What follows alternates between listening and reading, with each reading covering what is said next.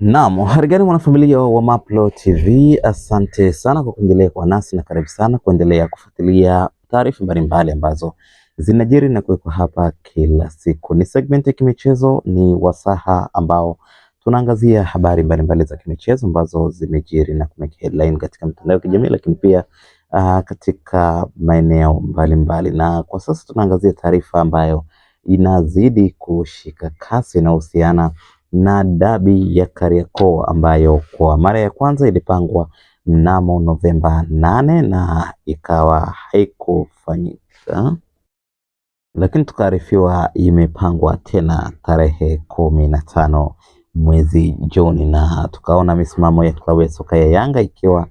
inaendeleza kusema kwamba hawatacheza mechi hiyo hadi wafikie mwafikiano wa mahitaji yao ama vipengele vyao vinne ambavyo walikuwa wakivilalamikia. Miongoni mwa vipengele hivyo ni pamoja na baadhi ya viongozi katika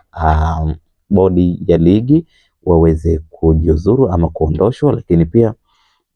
walizungumzia kuhusiana na malipo ya malimbikizo yao ya deni la ushindi ama ubingwa wa kombe la shirikisho kwa maana ya CRDB Federation kwa msimu uliopita, ambapo Young Africans walisema kwamba hawakukabidhiwa pesa hizo, lakini tukaona kuna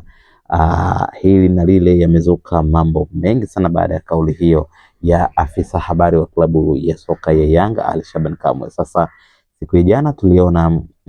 kuna taarifa mpya iliyotoka kupitia bodi ya ligi, lakini pia kupitia ukurasa wa shirikisho la soka Tanzania bara TFF, ambapo walieleza kwamba wameweza kupostpone ama kupeleka mbele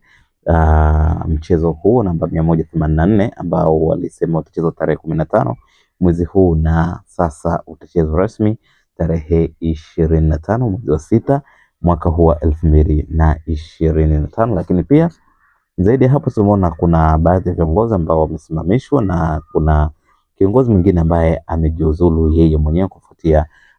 sakata hili kufikia hapa ambako limefikia. Kwa hiyo tumeona katika kurasa mbalimbali za Dar es Salaam Young Africans wakiwa wanafurahia uamuzi huo, lakini pia wakionyesha utayari wao wa kucheza dabi hiyo, na tayari tumeona kupitia kurugenzi ya mawasiliano ya klabu ya soka ya Yanga tayari wameanza kufanya promotion ya mchezo huo namba 184 ambao unatarajiwa kupigwa siku ya tarehe 25. Ni taarifa ambayo